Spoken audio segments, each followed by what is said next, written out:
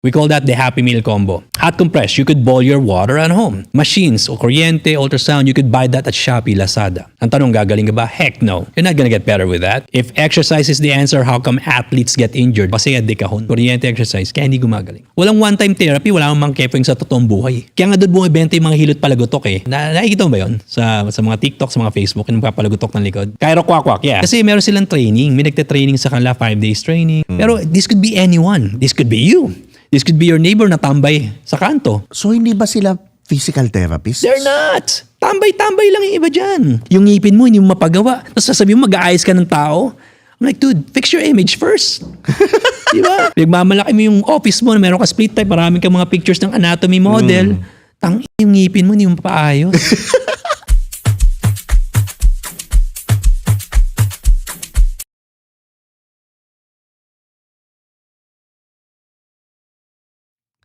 What's up guys? Welcome to the fastest growing self-improvement podcast sa Pilipinas, ang Do You Think? Ako nga pala ang host nyo, si Tio Bry. At syempre maraming salamat sa Tritone Studios, sa Tritone Entertainment. Kung gusto nyo naman na mag-improve ang buhay nyo, gusto nyo may matutunan kayo, di ba? Ayaw nyo dun sa kabilang channel ko, okay, mag-subscribe kayo dito sa channel na to. Help me reach 100,000 subscribers para naman mas madaming matulungan tayong tao. Also available din sa Spotify, pwede kayong mag-comment doon, pwede kayong i-rate yung podcast para makatulong. By the way, yung likes and shares, makakatulong po yan dito sa algorithm para mas spread natin itong message, itong podcast na to. Napakasaya ng guest natin ngayon. Sobrang excited ako kasi ito si Doc. The Angry Doc, ang pangalan niya sa TikTok. Nung pinapanood ko siya, sabi ko gusto ko tong taon to. Parang we speak the same language at paniniwala. Gusto ko yung mga ginajudge ng tao na baliw eh. Pero kasi yung mga baliw minsan yun pala yung hindi baliw. Aroy. 'Di ba? Ito siya, Doctor of Physical Therapy. Syempre, yun ang credentials niya basically, at syempre sumikat din siya sa TikTok, 'di ba? Ipapakilala ko na siya sa inyo, syempre si Doc Ron Samaniego. Yan. Hey, what up, y'all? Egoy na egoy. Actually, the angriest doc na siya ngayon. Angriest doc the na, angriest hindi na angry doc. Naban yung angry, the angrier. Ngayon, angriest na. Tapos iba na yung profile pic, no? Hindi, ganun pa rin. Yung ano pa rin, yung ibon pa rin. Okay. Pero doc, ano ang credentials mo? Para lang sa mga nanonood. Well, I'm a doctor of physical therapy. Kasi sa States, yung mga physical therapists, we're now doctors. Kaya like dentists, di ba? Mga dentists are doctors. Mga optometrists, they're doctors.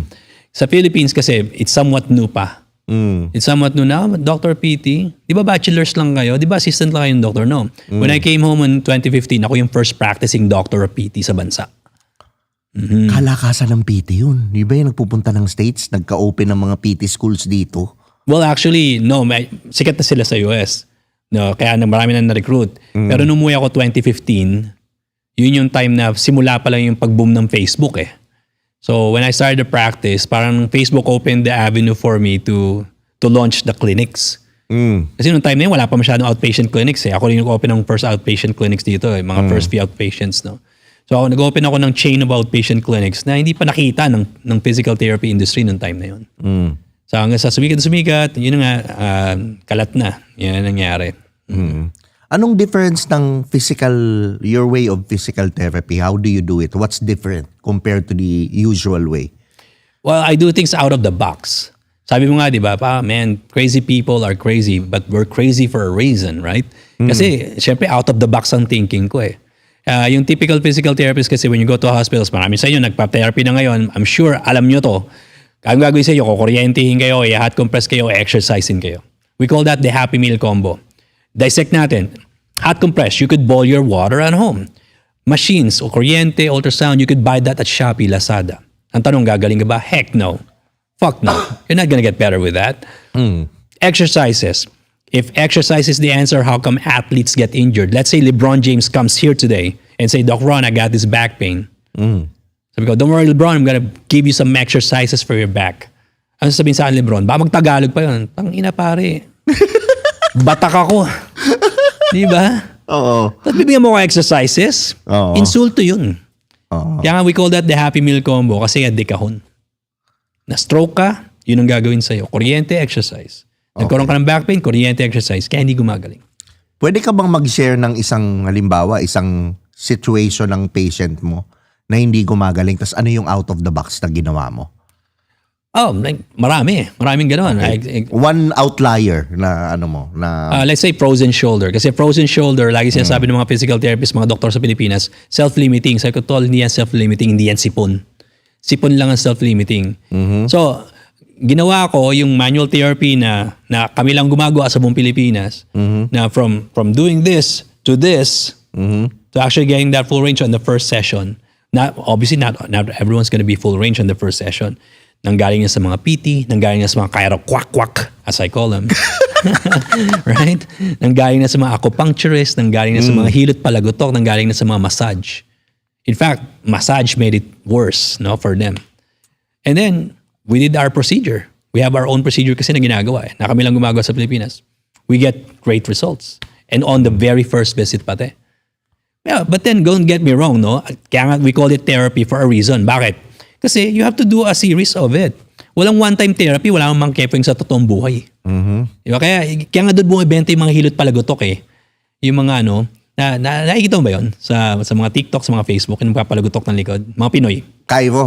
Chiroquack, yeah. So hilot palagutok, right? Meron akong inaano na eh. First time ko narinig yun, puta. Chiroquack. Kasi palagutok? Ngayon ko lang narinig yun eh. Palagutok.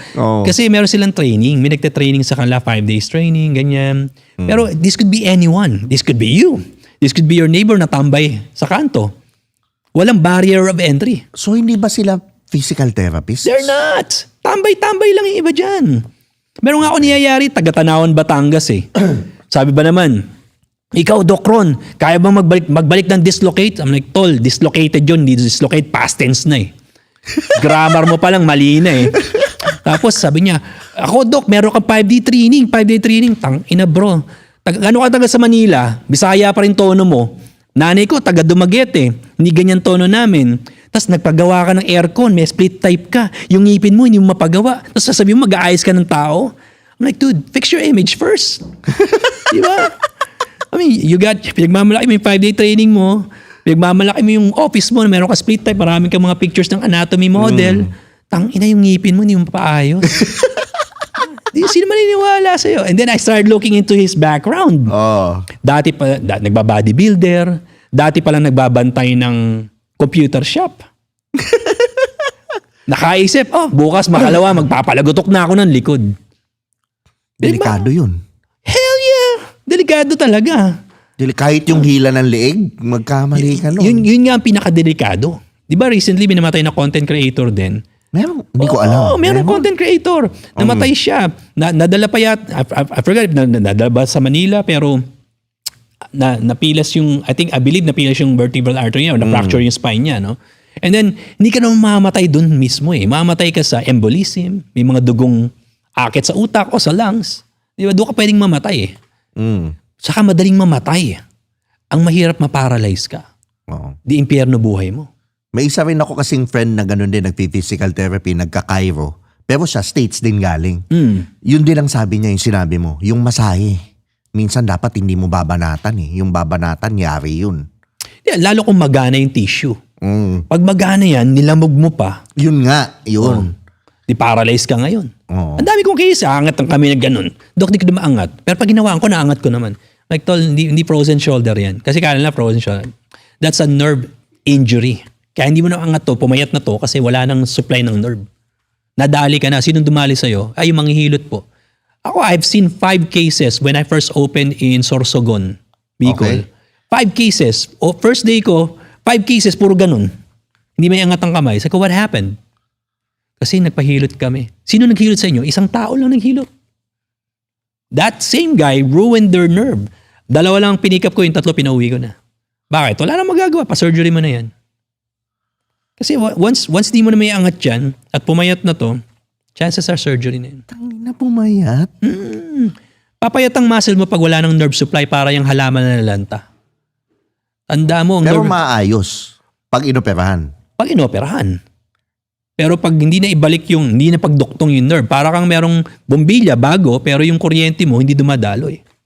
Wala. Patay, di ba? Pundido ka. Actually, hindi ka pundido. Hindi talaga iilaw yan. Same thing with your arms, with your legs. Kapag nadali ka, naipit yung nerves mo, na-macerate yan, nalamog yan. Doon, pwede ka madali doon sa ganun. Okay. Sabi ko nga sa'yo, first day of opening sa Sorsogon, 5 sila ganun. Tapos meron na naman sumipot, 4 naman, puro likod naman. Same manghihilot din. Lumiit na yung legs. Sabi ko, sino nang hilot sa inyo? Yun na naman. Same guy. Bumalik pa kayo. Oo. Again, apparently he's well known, no, in the area. So, nitiwala yung mga tao. And ang market nila is, one time lang to, gagaling na ako eh. There's no one time, man. Nigga, please. There's no one time. Action ninja, please. Minsan lumulusot eh. Pag naturalesa eh. Alam mo yun? Wala kasing one time, unfortunately, no? Kaya kayo nadadali kasi you're hoping na isang beses na to, gagaling na to. Frozen shoulder nga, sasabihin ng mga tao, frozen shoulder, itotomo lang to. Tanga ka ba? Pag sinabi mo frozen ng bank account mo, itotomo yun. It's frozen because it's stuck. That's why it's called frozen. It's not because it's icy. It's not because, ni-refrigerate mo siya. Don't be stupid. Freeze, no? Freeze na yun to. Diba? Kaya diba, yung mga ngayon sa politiko ngayon, pinifreeze yung account nila, di ba? Diba? Diba bakit ka galit na galit? Bakit angry, Doc? Ano yung kinakagalit mo? Yung talagang inaano mo, yung pinaglalaban mo sa mga tao? Actually, parang naturalesa ko siya. Alam mo yun? Nangyari kasi ganito. Nag-a-apply ako dati ng trabaho when I was younger. Ang hirap ng trabaho noon. Graduate ako 1999. So, after 5 years of college, 1999, graduate ako. Nag-apply ako sa 11 pharmaceutical companies. 11! Sa pang-11 ako natanggap. Sa first 10, denied ako. Alam mo yung ginawa ko sa pang-11? Nilabas ko yung naturalesa ko.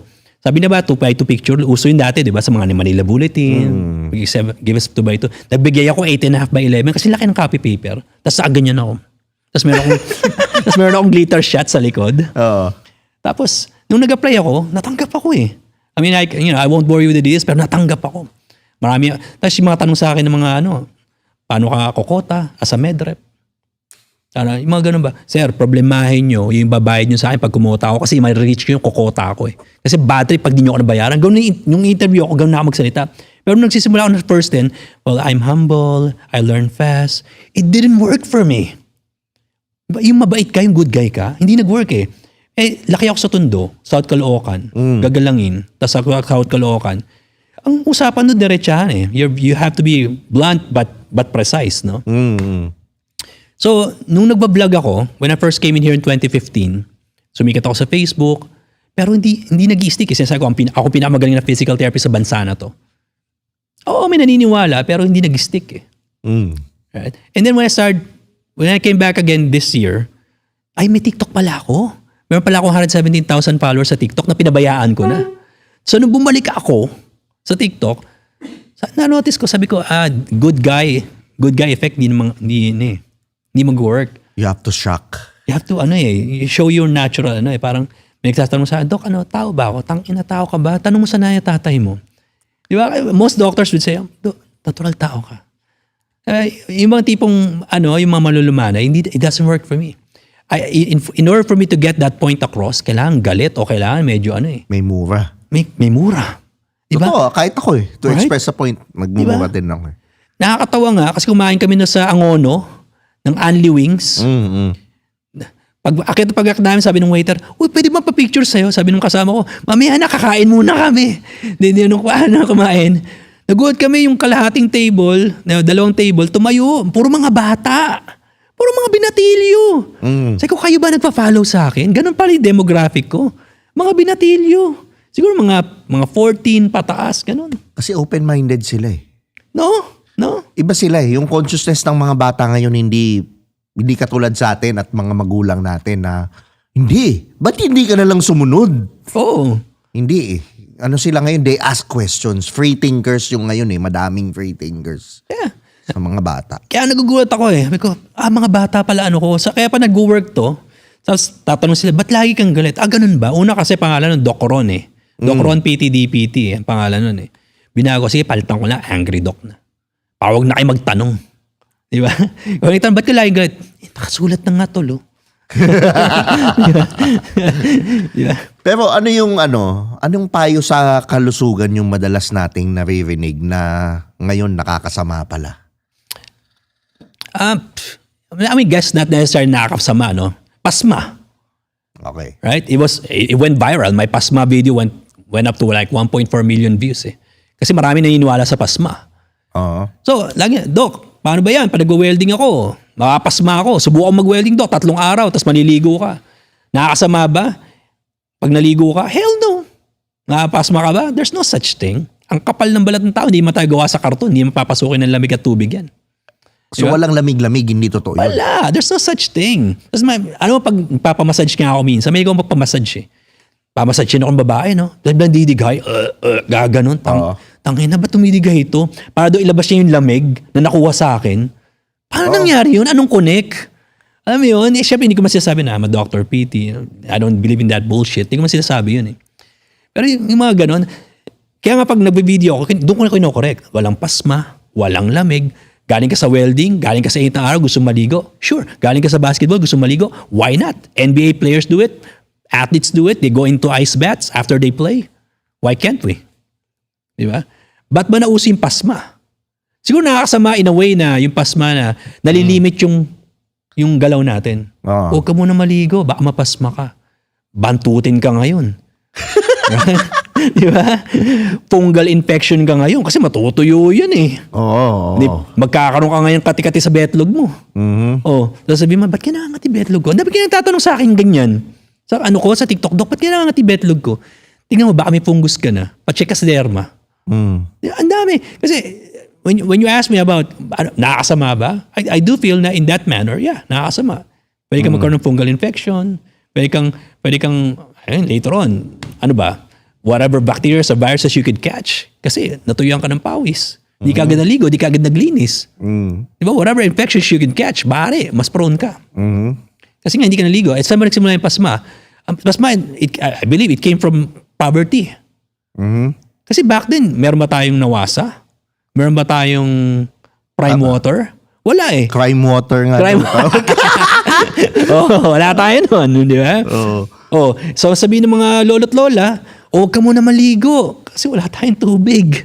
Yun pala yun. Di ba? Hindi sa pasma.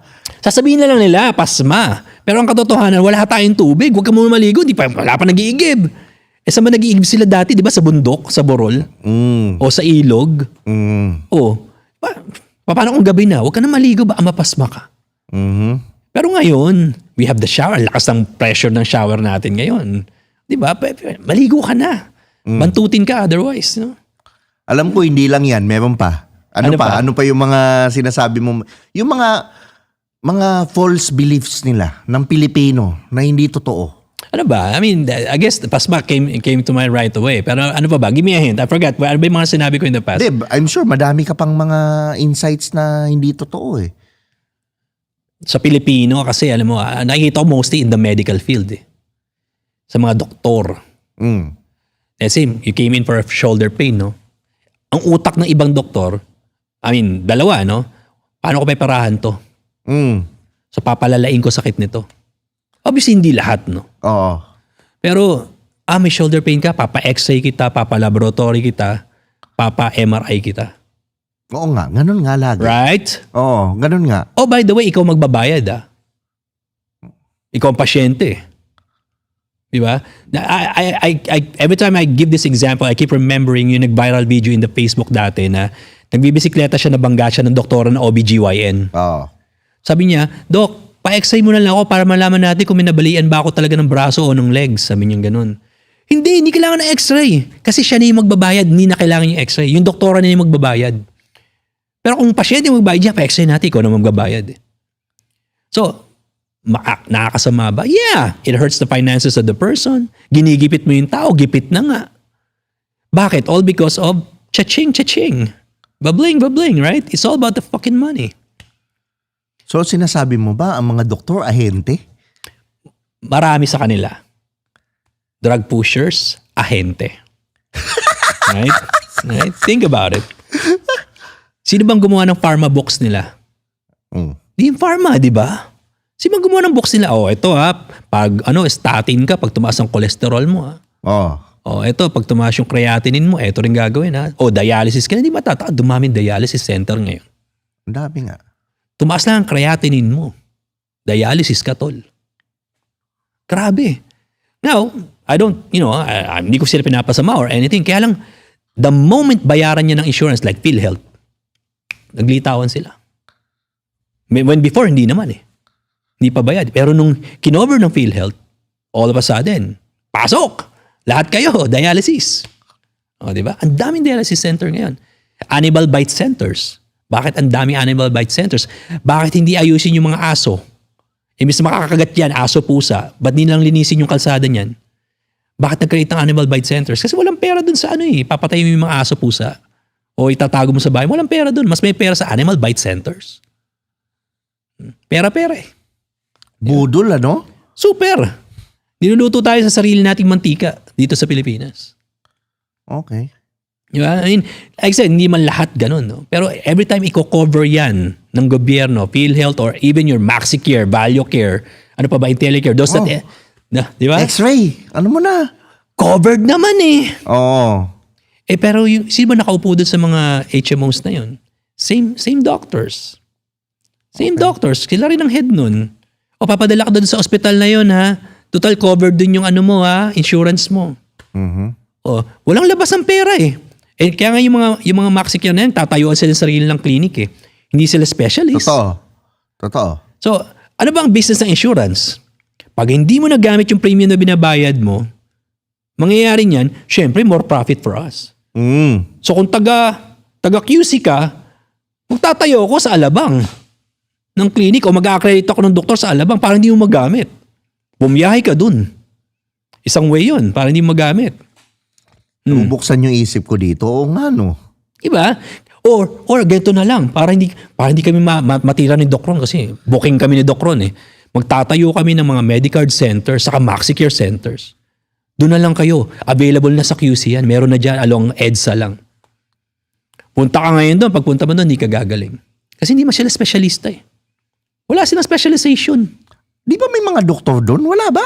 May mga doktor pero specialista ba? Okay. Even the neurologists in this country, they don't accept insurance. Nagsama-samang neurologist na hindi tayo tatanggap ng insurance kasi binabarat tayo. Maliban sa matagal magbayad, barat ang bayad, ay at risk ka pa na hindi mabayaran. So cash sila talaga? Cash sila. At the same time, ayaw i-cover ng mga HMO na yan, yung mga specialists. Let's say ako, I'm the specialist in my field. I'm like, when I say I'm kasi ako naman talaga, hindi lang ako i-cover. Ba't lang ako i-cover? Hindi nasira yung agenda nila, nasira yung narrative nila. Paano iikot sa medical conveyor belt yan kung gagaling yan? Di ba kung mapapagaling ni Doc Ron yan, di tapos na income natin. Di ba? Sino pa mga kailangan ng insurance? Sino pa mga kailangan ng mga hospital? Sino pa mga kailangan ng services ng mga private doctors or public doctors? Di ba? Tama. It's such a medical syndikato. Aware ba ang Aware ba ang mga doktor dito? O baka naman ginagawa lang nila because yun yung training nila? I do feel na depende sa hospital na pagtatrabawan nila. Alam mo ba paano ka let's say medical doctor sa bansa na to, paano ka makakapagtrabaho sa hospital na yon? Paano? Kailangan bumili ng shares. Okay? I don't know if you've seen that on Facebook or yung mga sulit dati, OLX. Nagbebenta sila, meron kaming bagong hospital. Example lang naman, Heritage Hospital, Pamana Hospital. Example lang naman. Bili kayo ng 300,000 na stocks para makapag-practice kayo dito. Pag hindi kayo bumili ng stocks, hindi kayo pwede mag-practice dito. Hindi kayo pwede tumingin ng pasyente dito. So kung ikaw, dukha ka lang na doktor. Let's say, taghirap ka talaga, working student ka, naging doktor ka. Graduate ka ngayon. Kailangan mo na magtrabaho. Hindi ka pwede magtrabaho sa hospital na yon kung hindi ka pwedeng bumibili ng stocks. So anong gagawin mo ngayon? Sige, magpa-private practice ako, mag-moonlighting ako, papasok ako sa mga Medicard clinics, mga MaxiCare clinics. Kahit di pa ako specialista, basta magkapera lang ako. 2.5 a night, why not? Diba? Mataas na yata ngayon, hindi lang yata 2.5 a night. Maliit yun para sa doktor. Pero sa mga nagmo-moonlighting, okay na yan. Moonlighting, what you mean? Panggabi? Hindi man. Yung mga kumocover ng shift na ayaw ng ibang doktor. Let's say, tamad na akong trabaho ngayon, ikaw muna mag-cover sa akin. Oh, they call that moonlighting, no? Mhm. So ikaw, para makaipon ka, makapag-process sa hospital na yun, pero like ko sinasabi sa mga doktor na yan, dude, why do you have to work sa hospital na yan? Why can't you just put up your own practice? Yung 300,000 na ibibigay ko sa stocks niya, magpuput up na lang ako sa sarili kong clinic, magatawa ako sa sarili kong clinic, tatanggap ako sa sarili kong pasyente. Kaya lang, doktor, hindi ako marunong mag-business eh. Saan ko kukunin yung pasyente ko? Lahat ng pasyente ko gusto pumunta ng hospital. Yun ang dapat mong training. Yan ang dapat mong training ngayon, yung business. Kasi, ikaw ba, doktor, saan mo kinukuha pasyente mo? Sa social media. Doon ako kumukuha. Napakadali na nga mag-business sa panahon ngayon eh. Social media opened everything. But if we went back to 90s, good luck. Magpa-post ka sa Manila Bulletin, sa mga newspapers, good luck may pumunta. But social media nowadays opened up a lot of avenues for you to be in business. Totoo. All you have to do is be receptive and learn. Kaya lang tamad na sila mag-aaral. Ayaw nila mag-aaral. Doktor ako eh. Hindi man ako business person eh. We're all business people. Everyone's a business person, right? Totoo. Kahit bata pa tayo, kailangan natin ibenta yung idea natin sa magulang natin. Ma, Sales na yun eh. di ba? Oo. Ma, kailangan ko tong crush ko to eh. Mapapaya ako pag di mo ako binigyan ng pera, paying allowance. Paggamit naman ng kotse. Right? Kailangan mo ibenta yung idea na yun. Ma, pag di mo ginawa to, mapapaya ako, mapagtatawanan ako sa school. Kaya talaga. Right? Doon pa lang eh, meron na eh, may sales na eh. So, para sabihin lang hindi sila business person, everybody's a business person. Depende lang sa motivation mo eh. Kaya yun nagiging problema ng maraming doktor dito. Kaya nagpapa-under sila sa ganyang sistema kasi they know nothing about business. Marami sa kanila hindi magaling sa business. Now, marami din doktor magaling, like Vicky Bello. Reyna ng business person ng medical. Cosmetic. Grabe, di ba? Oo. Palayan, right? Kilalang-kilala sila sa ganyan. Actually, sa cosmetic talaga yung may Cosmetic pera kung negosyo, di ba? Pero bakit yung mga sa dentist ngayon? May mga sumisikat na mga dentist ngayon, di ba? Kasi nga may business sila prowess sila eh. Yun yung maraming wala sa medical. Kahit PT ka pa, nurse ka, o doktor ka, hindi ka makakitira mag-business eh. Kaya sunod lang sila. Sunod lang. Di ba?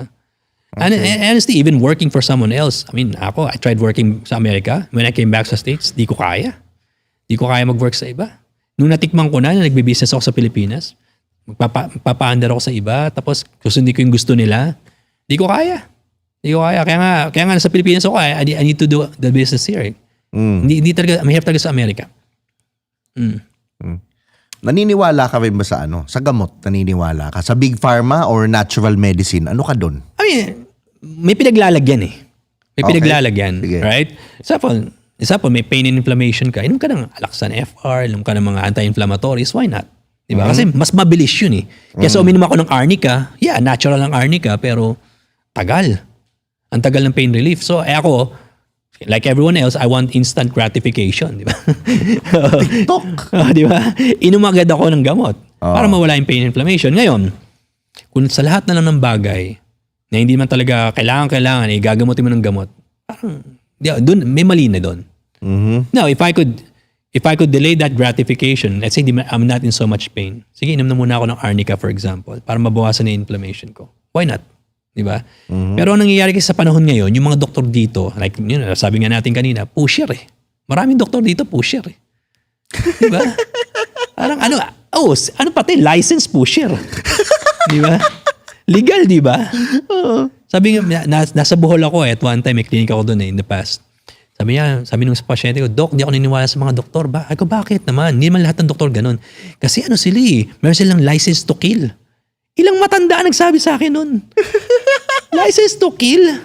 Bakit daw? Kasi daw parang, they don't care kahit mamatay isang tao. Basta may lisensya sila, kahit mamatay ka, wala kami pakialam sa'yo. License to kill daw. Which is, in some areas na naman talaga nangyayari. Bakit kaya gano'n na nakaramdaman ng mga tao, no? Alam mo nung nangyari yung 2020. Yung nangyari yung 2020, nawala ng tiwala yung maraming tao sa doktor. I mean, I don't know about you, pero ako personally, lalong na-highlight yung galit ko sa gawain ng medical sindikato noong 2020. Okay. Nung unang lumabas yung balita, sabi niya over 300 hospitals daw magsasarado kasi sinarado tayo. Walang business, walang makakalabas, right? All of a sudden, wait! Iko-cover ng PhilHealth yan. Right? All of a sudden, nawala yung kwento na magsasarado yung 300 hospitals. Yung pala may plano. Ano yung plano? Diba?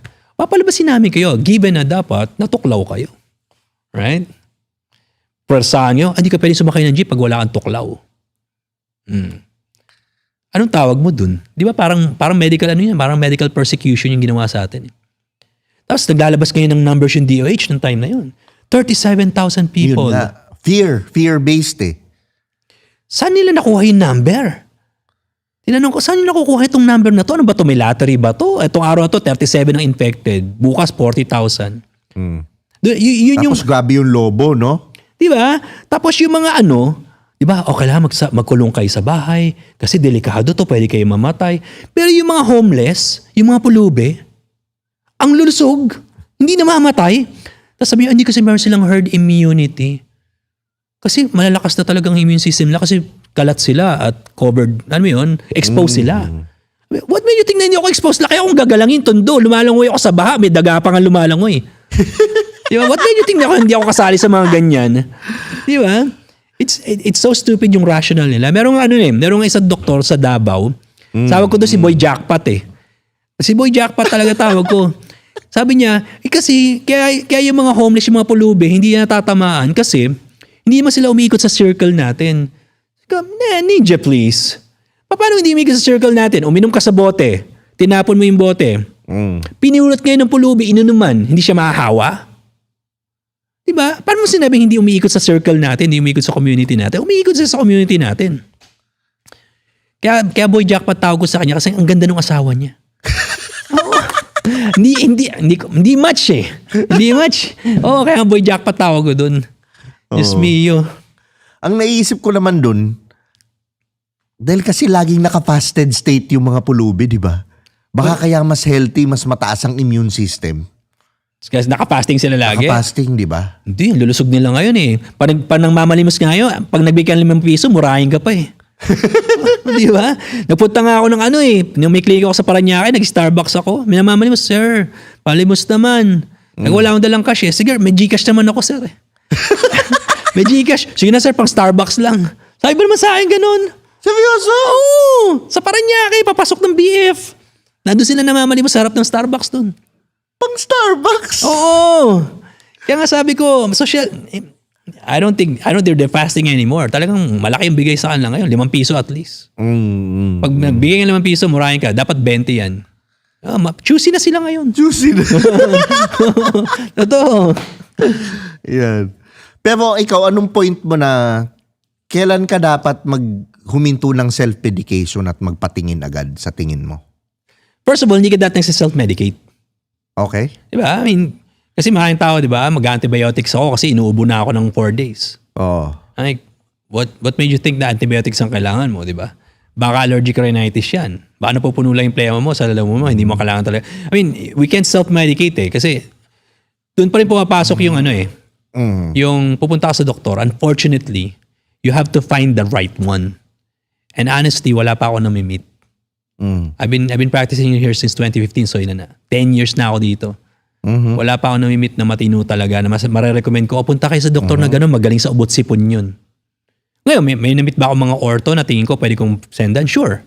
Pero when it comes to like internal medicine, wala pa. Even Doc Willie Ong had to go outside. Uy, grabe yan. Nilabas na niya. Diba? So, diba, dun pa lang. Ba't mga kabaro mo yun? Ba't di ka lumapit dun? Ikaw, Doc Ron, sa kakasalita mo dyan about against sa mga doktor na yan, pag ikaw nagkasakit, saka pupulutin, di ba balik ako Amerika? Hindi mo ako stuck sa Pilipinas eh. Pwede ako bumalik na Amerika doon magpapatreat. Di ba? Kung talagang mayroon ng mahalubhang kalagayan, babalik ako Amerika. Ang masama, yung mga kababayan natin na walang choice. Mismo. Di ba? Yun ang nakakalungkot. Kaya minsan, sasabihin ako, dapat nga, Doc Ron, libre na yung mga services mo eh. Tangina, gobyerno nga, trillion budget, ninanakaw pa eh. Kami to small Canisian, kami hahanapan mo. Di ba? Minsan wala rin sa lagay yung iba eh. Wala rin sa tamang mindset yung iba eh. Oo. Kaya sinasagot ko rin, sinusupla ko rin every now and then eh. I mean, not all the time, pero honestly, kawawa yung kababayan natin. Yeah, lumalat sa Dok, matanda na ako, wala akong income, pwede ba ako ilibre? I'm like, dude, I don't know you. I don't know kung anong laman ng wallet mo. Hindi ko alam anong laman ng bank account mo. What made you... Ilang beses na ba ako munti ka mag-goyo sa ganyan? Ano pong work ninyo? Susulat ngayon sa chart. Sari-sari store owner. Tang-ina, meron palang 3 grocery stores. Sa Bohol, anong business nyo? Nagbabantay po ako ng sari-sari store. Yung pinakamalaking warehouse sa Bohol, sila pala may-ari. You don't know the person's wallet, yung laman nun. Yung sa aking bank account nun. So anyone could pretend na wala akong pera, mahirap lang ako. Can you help me? Unless I really know you personally, I can't help you. Yun yung sinasabi ko. Kasi you could be pretending, baka binubudol mo lang ako. Yung Pilipinas to, maraming budol dito. Diba? I've gotten to a point na kalos na ako eh. Sa ibang pasyente, sa plight ng ibang pasyente. Alam ko kawawa eh. Pero I become callous kasi parang sino ba yung totoo, sino yung hindi. Ngayon, makikita mo naman as you get to know them. Kasi kung sino pa yung mahihirap minsan, sino yung nag-i-invest ng pera. Magugulat talaga? ka. And I was in Dumaguete, meron nabangga ng sasakyan, nakamotor siya, nabangga siya, paralyzed siya, half body. Hindi pa siya nakakadumi for 2 weeks. Hindi pa nakakadumi for 2 weeks. So trinit ko nung araw na yun, sabihin sa napagalaw ko, napatayo ko, napalakad ko. That same day, dumumi siya. Kasi gumalaw siya eh. So gumalaw din yung internal system niya. Alam mo ba, binayaran ako ng 5,000 for that visit. Pero mahirap yun. Pumunta yun. Putik-putik yung tsinelas ng mga kapatid. Sino nagbayad? Yung auntie na taga-Amerika. Kasi you don't know kung sinong backer nila o sinong financial help nila. Kaya it's hard to say. It's hard to judge people. Totoo. Na, mahirap lang to. Kaya ako, I treat everyone the same eh. Kay artista yan, kay sports celebrity yan, kay ordinary tao, I'll treat you the same. Yeah? See, when Bugoy came to my clinic in Bacoor, kasi sabi ko, sino ba yun? Kasi hindi ko siya kilala eh. Si Bugoy na Koy nung time na yun. Sabi ng mga staff, ano siya, kilala siya, rapper yan, ganun. Ganun ba? Kaya when he came, when I got face to face sa kanya, I go, hey man, what up? Ganun eh, kasi ganun ako bumadi eh. Kasi ito ang rapper pala to. Sige, batiin ko parang Chicago style. Like, hey man, what up? Nagulat din siya eh. Parang, oh shit. Nagulat siya eh. Nagulat siya eh.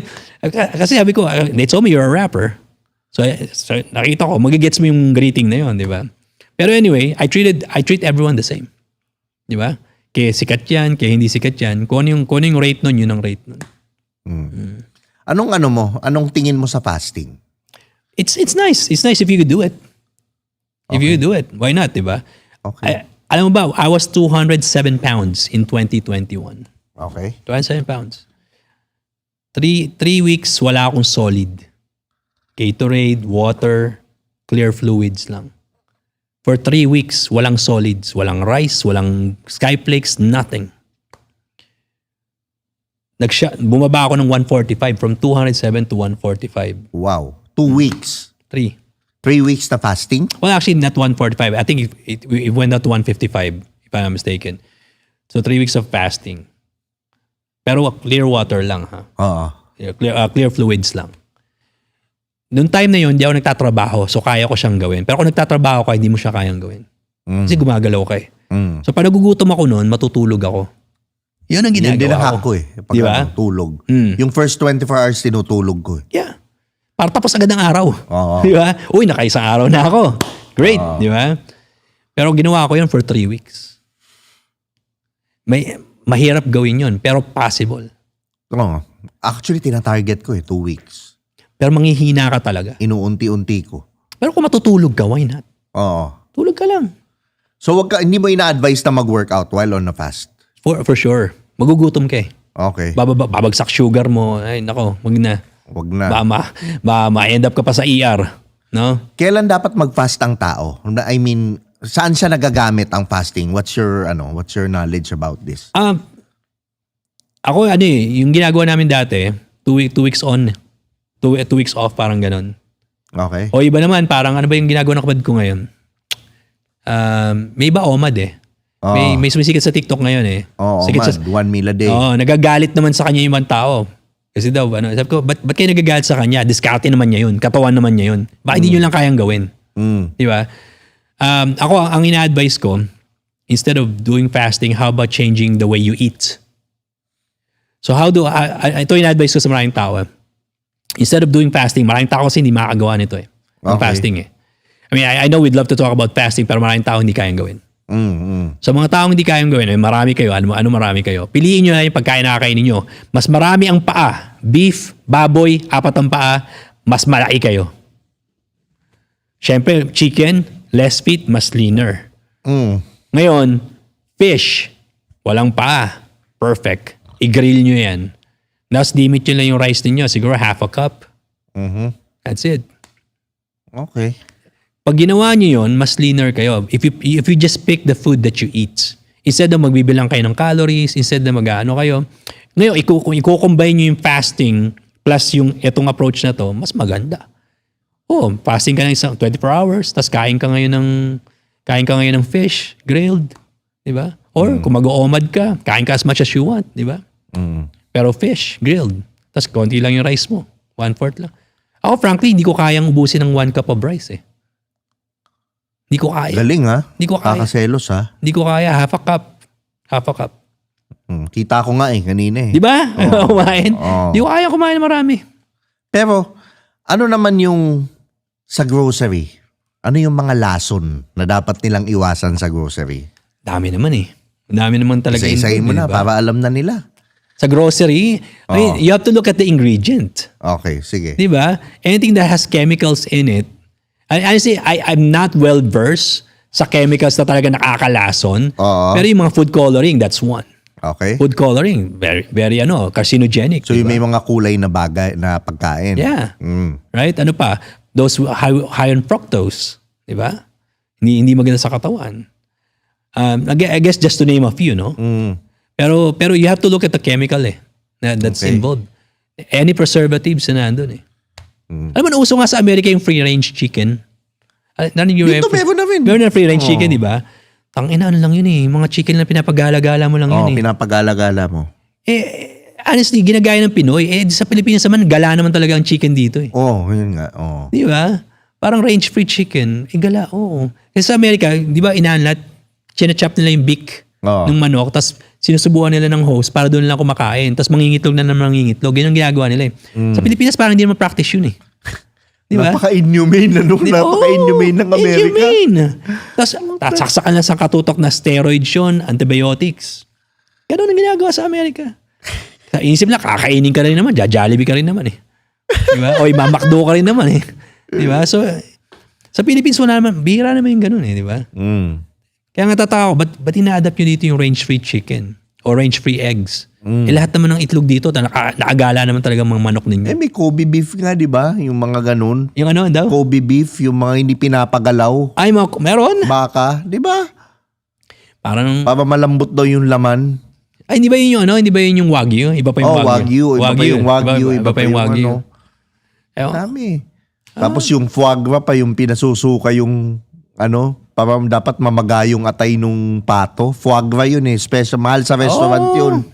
Kakainin mo yung atay yun ng magana atay. Masarap. Damn. Di ba? Animal torture. Masaya na ako sa isaw eh. Sa isaw, okay na ako. What's your take on vegan, Doc? Vegan diet. Actually, my eldest kid, he's 23 now. Is he a vegan? No, he's a vegetarian pala. No? Vegetarian. Pero close enough. No? Same. I mean, I guess if it works for you, why not, di ba? Pero I do feel na mas mahina ka if you're a vegan. Di ba? Honestly, we're created to hunt. We're created to eat meat. Tsaka hindi sustainable. For me lang. I don't know about other people, but for me. Hindi sustainable. Totoo yun. Okay. I mean, may mga cases pa nga sa Amerika, kahit yung baby nila, ayaw na pagatasin ng gatas eh. Tofu milk. Pwede ba yun? Sa atin nga am. Alam mo yung am? At least buhay tayo. Sila na-hospital sila eh. Di ba? Imagine tofu milk. Sabi niya kasi we don't want kasi we're vegans. So Doc, ano yung isang food or ingredient na kapag iniwasan mo ngayon gagaan yung buhay mo or magiging, kumbaga, yung health mo aayos? Kahit hindi kumpleto pero malaki. I mean, I hate to say this because I love this thing. It's sugar. Okay. Asukal. Okay. Yung mga pagkain na matataas sa asukal, yung mga junk food like, mga soft drinks, di ba? Pero I love drinking soda. Di ba? Kaya lang syempre, di ba? Ngayon, if you really want na magbago yung buhay mo. Kasi marami nagtatanong sa Doc, meron ako ulcer. Paano mo mawawala to? Stop drinking soda. Diba? Stop drinking coffee. Stop including sugar in your diet para maging less acidic yung katawan mo rin at the same time, di ba? Go alkaline, di ba? Mas maganda alkaline ka. Less sugar, go alkaline, less acidic ang katawan mo, less ang magta-thrive yung cancer cells. Anong alkaline? What do you mean go alkaline? How do they go alkaline? I mean, yung mga water, may mga alkaline water na nowadays, di ba? But then again, sa medical, sasabihin nila, ganun din naman, kahit mag-alkaline ka, kung walang balance yung katawan, ibabalik ka pa rin sa acidic state kung yun talaga yung balance ng katawan mo. Yun ang sinasabi sa medical eh. But then again, many people, including myself, pa nag-alkaline water kami, or nag-alkaline coffee, nag-alkaline diet kami, we feel great. So, even though the medical books say, babalik sa homeostasis ang katawan mo, ibabalik pa rin sa balance na yon. Kung ang balance mo is 7.0, for example, no? Which is, in between alkaline and acidic, ibabalik ka rin niya doon, kahit mag-alkaline ka mag-alkaline. But you cannot say na just because walang evidence, hindi mag-work. Mismo. Di ba? Mismo. Kasi nag-work sa akin eh. I feel great pag naka-alkaline ako. Yung mga pH 9 na tubig, pH 9 ba? pH 7? pH 9 yata. Yun, yung mga ganon. I love drinking those. Oh, yun. Tama yung Nature's na pula, no? Nature's Spring na pula. Basta alkaline. Alkaline. Ako naman, tubig din ako hindi nagtitipid. Samdasu, yan yung iniinom kong tubig. Or minsan kung talagang gumagastos talaga ako. Evian.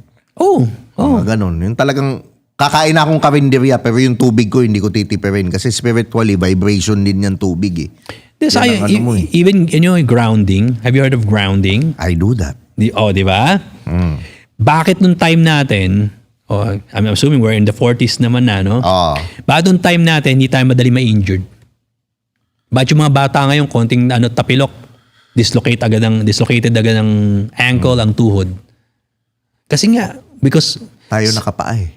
Tayo nakapaa noon, nagbabasketball tayo sa lansangan, nakapaa. Naputol yung chinelas natin, paa na lang.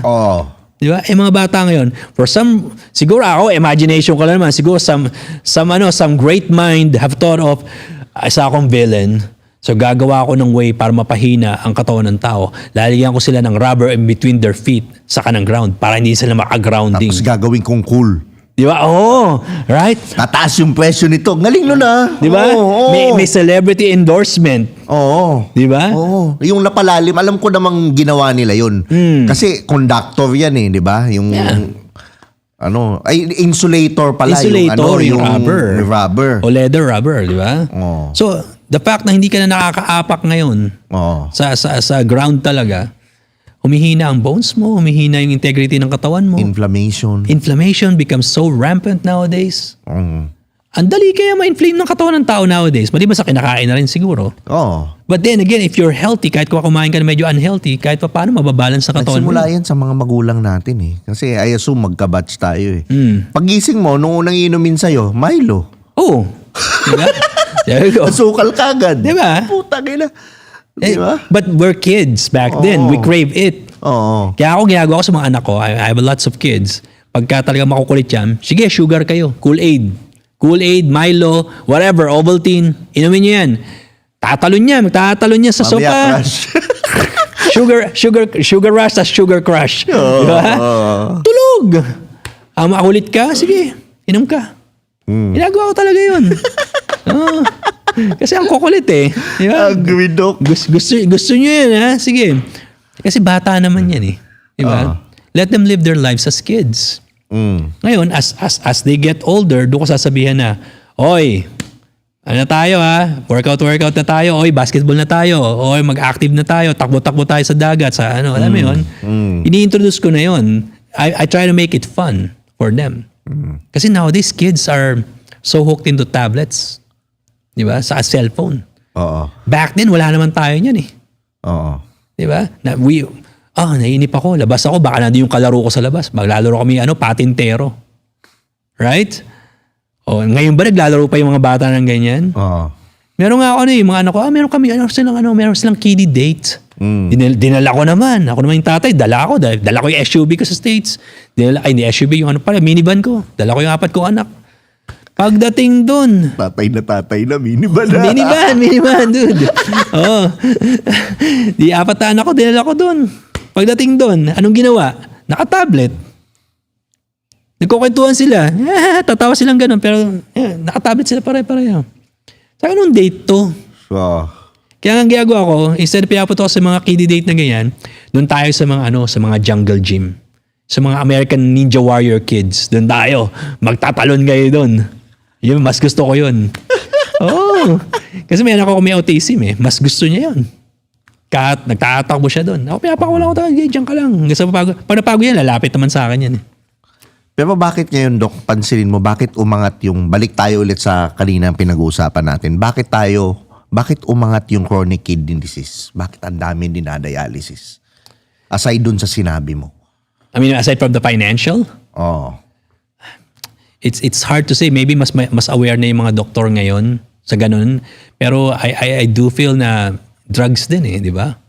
Yung mga kinakain natin, yung iniinom natin, hindi naman talaga moderate, hindi naman talaga hindi nababantayan sa Pilipinas eh. Yung pagbibigay ng medication. Unlike sa Amerika, pag may nag-prescribe yung doktor, sa pharmacy mo kukunin. Pag yung pharmacist yun, para siyang middle person, para siyang auditor na, uy, etong drug na to, sa itong drug na to, meron silang drug-to-drug interaction. Hindi mo pwedeng inumin to. So itatawag niya sa doktor yon. Doc, are you stupid? Drug 1 and drug 2 could interact. Pwede niya mapotentiate pwede niya mapalala yung epekto ng isang drug. So hindi mo pwedeng inumin to. Sa Pilipinas, walang ganun. Oh. Oh. So, Bumubuntis sa mercury drug na ang bagal, no? Yung nag-ano. yeah. So kung magkakaroon man tayo ng mga kidney disease, maaaring mismanage yung medications ng iba eh. Di ba? Hindi alam ni Dr. 1 na pumunta si patients kay Dr. 2 at kay Dr. 3 at kay Dr. 4. Hindi naman niya alam na 100 na pala yung prescription ng tao. Di ba? Basta yung tao, bibili lang ng bibili, may prescription siya eh. Wala naman tayong central monitoring. So sinasabi mo ba sa gamot, malamang? Some of it could be that. Dahil yung maintenance, gano'n? Yeah, their maintenance could lead to that. Oh, example, I'll give you an example. Merong nerve problem, bibilan ng gamot para sa nerve. Tama sa kidney. Tapos, hindi mo pala kailangan bigyan ng gamot. Kasi, naiipit lang pala yung nerve ng muscle. Kahit naman gamutin niya, kung mechanical ang problem, hindi mo gagamot ng chemical solution. Kaya nga mechanical eh. Kung mechanical ang problema, that mekaniko ang sagot.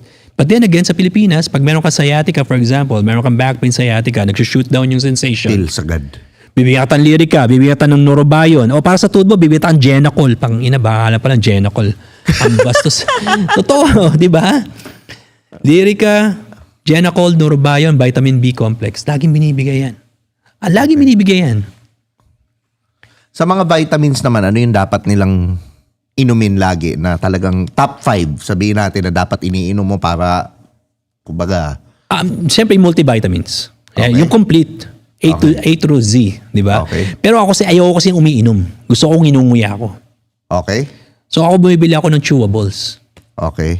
Kasi ayoko talaga ng iniinom. Kasi kahit nung bata tayo, inom akong gamot. Sino bang gusto uminom ng gamot, di ba? So, nung nauso yung mga gummy bears, nung nauso yung mga chewables, yun ang tinitira ko talaga. Okay. Mas, I'd rather, take that. I'm sure maraming tao makaka-relate doon. Okay. Di ba? Kung ayaw mo ng gamot, kasi multivitamins matigas eh. O lulunukin ko pa yan, edi nguyain mo na lang, papakin mo. Ako, ganun ginagawa ko. May baon ako eh. Pinapapa ko yan. Saka ang vitamins, tandaan nyo may digestion tayo, di ba? Pag na-digest mo yan, 2 hours, 3 hours? Wala na yan.